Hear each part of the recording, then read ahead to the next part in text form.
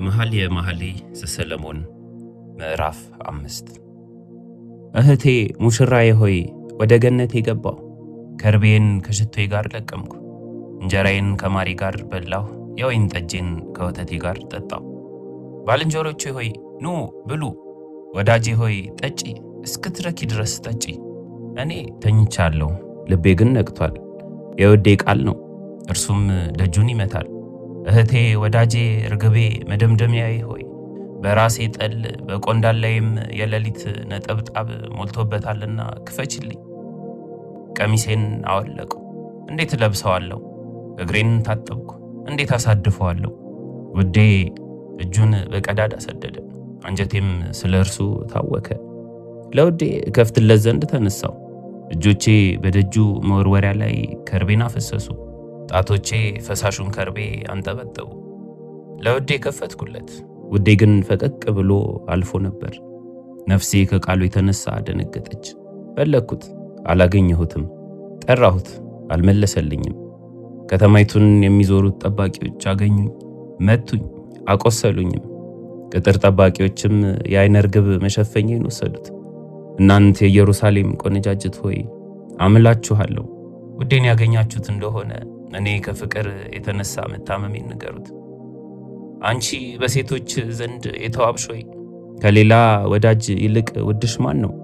ይህን የሚያህል አምለሽናልና ከሌላ ወዳጅሽ ይልቅ ውድሽ ማን ነው?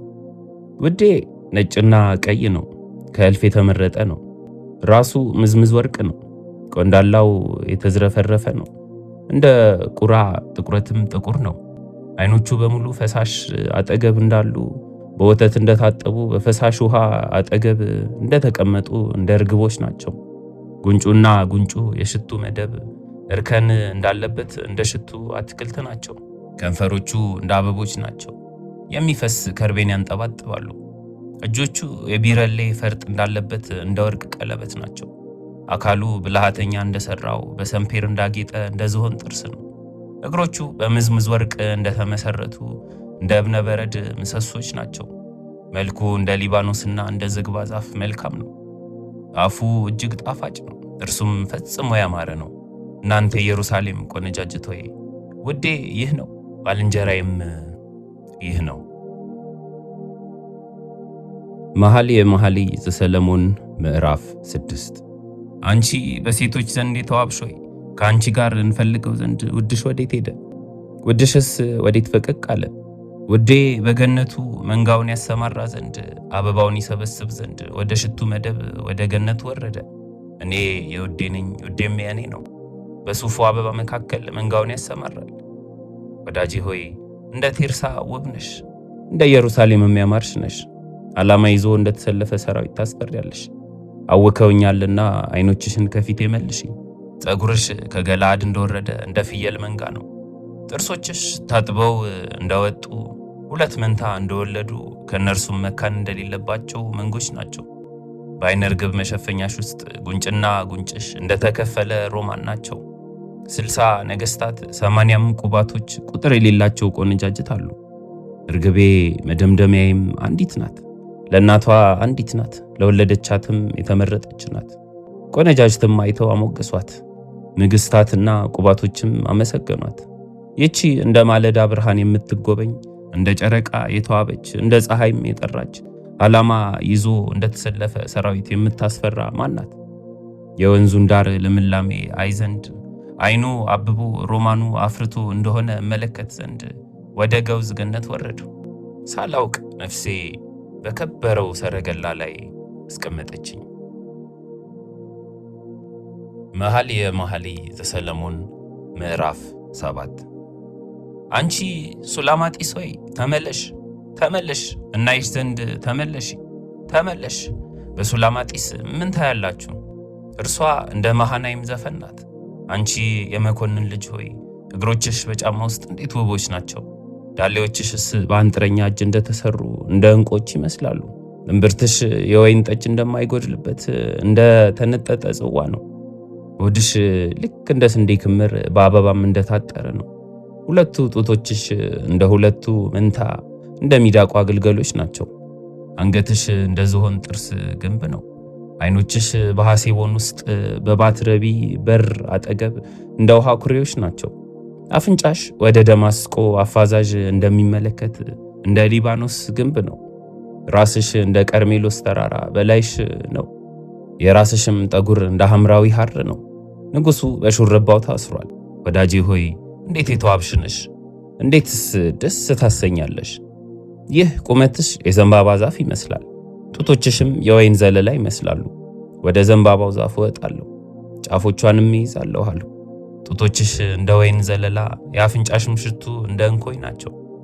ጎሮሮሽ ለወዳጄ የጣፈጠ እንደሚገባ የተኙትን ከንፈሮች ይናገሩ ዘንድ እንደሚያደርግ እንደ ማለፊያ የወይን ጠጅ ነው። እኔ የውዴ ነኝ፣ የእርሱም ምኞት ወደ እኔ ነው። ውዴ ሆይ ና፣ ወደ መስክ እንውጣ፣ በመንደሮችም እንደር። ወደ ወይኑ ቦታ ማልደን እንሂድ። ወይኑ አብቦ አበባውም ፍሬ አንዠርግጎ ሮማኑም አፍርቶ እንደሆነ እኔ በዚያ ውዴን እሰጥሃለሁ። ትርንጎች መዓዛን ሰጡ፣ መልካሞች ፍሬዎች ሁሉ አሮጌው ከአዲሱ ጋር በደጃችን አሉ። ውዴ ሆይ ሁሉን ለአንተ ጠበቅኩልህ።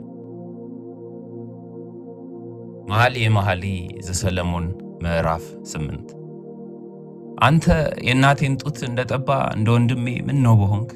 በሜዳ ባገኘው ጊዜ በሳምኩ፣ ማንም ባልናቀኝም ነበር። መርጬ ወደ እናቴ ቤት ባገባሁ፣ በዚያም አንተ ባስተማርከኝ፣ እኔም ከመልካም ወይን ጠጅ ከሮማኔም ውሃ በጠጣው ነበር። ግራው ከራሴ በታች በሆነች ቀኙም ባቀፈችኝ ነበር።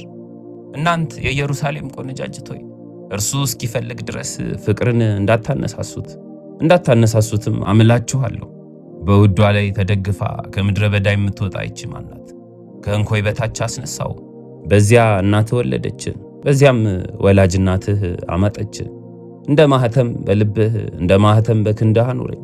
ፍቅር እንደ ሞት የበረታች ናትና፣ ቅናትም እንደ ሲኦል የጨከነች ናትና። ፍንጣሪዋ እንደ እሳት ፍንጣሪ እንደ እግዚአብሔር ነበልባል ነው። ብዙ ውሃ ፍቅርን ያጠፋት ዘንድ አይችልም፣ ፈሳሾችም አያሰጥሟትም። ሰው የቤቱን ሀብት ሁሉ ፍቅር ቢሰጥ ፈጽሞ ይንቁታል። እኛ ጡት የሌላት ታናሽ እህት አለችን። ስለ እርሷ በሚናገሩባት ቀን ለእህታችን ምን እናድርግላት? እርሷ ቅጥር ብትሆን የብር ግንብ በላዩ እንሰራለን፣ ደጅም ብትሆን በዝግባ ሳንቃ እንከባታለን። እኔ ቅጥር ነኝ፣ ጡቶቼም እንደ ግንብ ናቸው። በዚያን ጊዜ በፊቱ ሰላምን እንደምታገኝ ሆንኩ። ለሰሎሞን በብኤላሞን የወይን ቦታ ነበረው። የወይኑን ቦታ ለጠባቂዎች አከራየው። ሰው ሁሉ ለፍሬው 1000 ብር ያመጣለት ነበር። ለእኔ ያለኝ የወይን ቦታ በፊቴ ነው። ሰሎሞን ሆይ 1000 ለአንተ 200ም ፍሬ ለሚጠብቁ ይሆናል። በገነቱ የምትቀመጪ ሆይ ባልንጀሮች የአንቺን ቃል ያዳምጣሉ። ቃልሽን አሰሚኝ። ውዴ ሆይ ፍጠን። በቅመም ተራራ ላይ ሚዳቋን ወይም የዋላን እምቦሳ ምሰል።